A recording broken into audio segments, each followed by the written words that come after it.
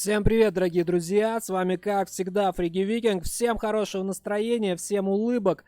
И в этом видео мы поговорим с вами об одной очень интересной теме, касающейся нового сезона КВК под названием «Героический гимн». И речь сегодня пойдет всего лишь об одном нейтральном юните. Но он настолько интересен, настолько к себе привлекает внимание за счет тех наград, которые мы можем получить с данного нейтрального юнита, что заслуживает, я думаю, отдельного видео. И сегодня мы детально разберем нового нейтрального юнита, которого добавили разработчики в новый КВК под названием «Героический гимн», и называется он Кахар. А сейчас мы детально разберем, какие награды мы можем с него получить, откуда мы можем получить самого Кахара, и попробуем, конечно же, выбить с него те самые заветные награды, которые он нам обещает. Вначале, перед тем, как перейти к разбору, конечно же, давайте поставим под этот видос лайкосы. Порекомендуем посмотреть всем своим друзьям, которые играют в Rise of Kingdoms, чтобы они тоже получали интересную информацию. Ну и, конечно же, не забудем подписаться, если этого еще не сделали, и написать интересующие вас вопросы в комментариях. Я всегда стараюсь на них отвечать. Поехали. Кахар — нейтральный юнит, которого мы можем получить, выполняя определенные события в новой структуре, которую также добавили в это событие под названием «Героический гимн», и называется она «Бастион». На карте расположены вот такие вот структуры, в которых мы можем принять задания. Я уже в обзоре этого события, то есть события «Героический гимн», рассказывал про бастионы, рассказывал про новые вещи, которые добавили в целом в этот КВК. Но еще раз повторюсь, что выполняя задания, которые мы принимаем в этих бастионах, во-первых, мы прокачиваем этот бастион по уровню, получаем дополнительный скилл, который сможем использовать потом на своих отрядах, и также получаем ценные награды. Ценные награды — это кристаллы, потому что кристаллы — это та самая валюта, которая нам нужна для успешного прохождения и участия в событии «Героический гимн». Вся механика завязана в целом на этой валюте, в этом новом КВК. И также вот здесь, вы видите, мы можем получить вот такие вот костяные ожерелья. Эти костяные ожерелья, называется он костяной свиток Кахара, и применяется для того, чтобы призвать этого нейтрального юнита. Что же самого интересного в Кахаре? Во-первых, это его награды. Награды здесь действительно очень хорошие. Естественно, они рандомные. Но по сути Кахар — это первый нейтральный юнит, с которого система нам обещает возможное выпадение легендарной скульптуры. Только в событии Каруака, проходя боссов, мы рандомно можем получить к себе на почту легендарные скульптуры. Кахар, по сути, это действительно первый нейтральный юнит, за победу над которым мы можем получить легендарные скульптуры в свой рюкзак и прокачивать с помощью них своих легендарных командиров. Да, это всего лишь одна скульптура, это всего лишь крит, это неизвестный нам рандом, так как в описании Кахара пока нет вообще ни 1% на то, какие награды могут с него выпадать. Но, тем не менее, мы прекрасно знаем, что хоть для фри-то-плей игрока, хоть для донатера, легендарные скульптуры являются, наверное, самой важной игровой валютой, потому что с помощью них мы прокачиваем своих командиров, а прокачка легендарных командиров — это залог успеха игры в Rise of Kingdoms. Но также, помимо вот этих возможных наград, здесь фиксированно выпадает 30 тысяч кристаллов. Именно той самой валюты, про которую я говорил чуть раньше, к которой привязано у нас в целом все существование в новом формате КВК под названием «Героический гимн». Далее еще один очень интересный момент. Показывать я не буду, но видео про технологии, про новую академку, про центр изучения кристаллов в этом КВК. Там есть две технологии, которые увеличивают количество кристаллов, которые выпадают нам с Кахара. То есть кристаллы здесь именно фиксированы. За победу над Кахаром мы обязательно получим 30 тысяч кристаллов. И при прокачке технологии под названием Кража мы также увеличим число получаемых кристаллов после победы над Кахаром.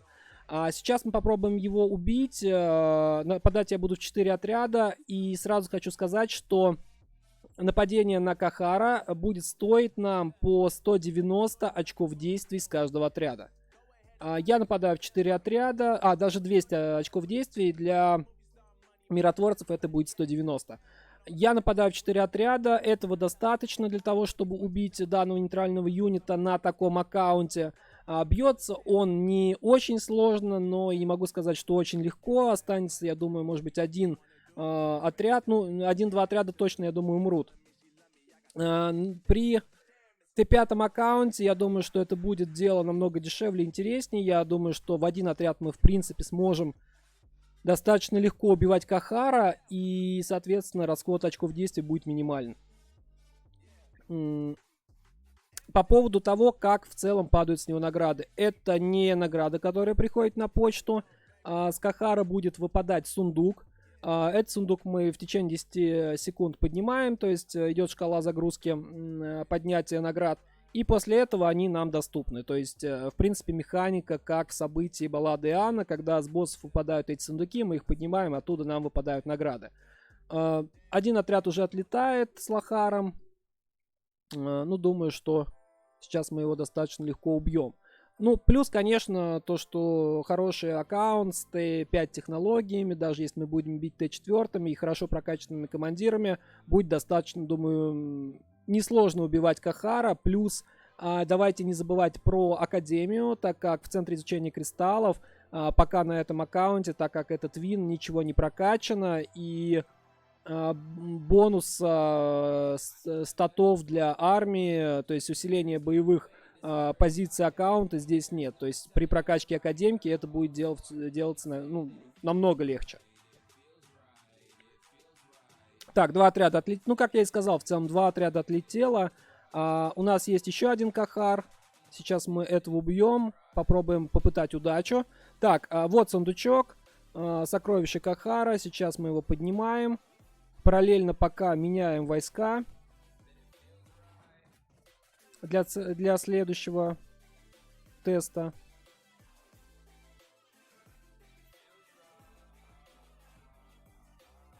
Так, первый сундук. 30 тысяч кристаллов, 5 тысяч фолиантов, немножко камня, сундук с материалами, что неплохо, и карта Потерянного Королевства для открытия тумана, так как в новом сезоне, в новом КВК у нас на карте при появлении, при начале присутствует этот любимый нами с вами туман. Далее, еще один Кахар. В принципе, ну, войска здесь не особо важны, просто выставляю, что максимум быстренько его убить. Максимум не затягивать время видео. Так, все отряды целые, призываем Кахара. И поехали.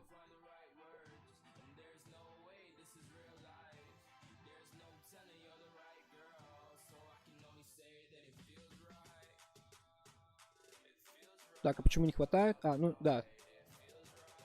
Это почти 800 очков действий за 4 отряда. Сразу хочу сказать, что в принципе сама возможность выпадения легендарных скульптур, это, конечно, круто. Может быть, они будут критовать не так часто. То есть, может быть, там действительно небольшая процентовка подкрученная на то, чтобы выпадали именно золотые головы. То есть, ну, я не знаю, в системе это нигде не прописано. Задавать вопросы в поддержку, ну, ради этого, в принципе, я не вижу смысла, потому что даже если что-то они ответят, скорее всего, это будет что-то весьма невнятное и не похожее на правду. Чаще всего они отвечают то, что это, ну, внутриигровая статистика, которую мы вам не можем предоставить.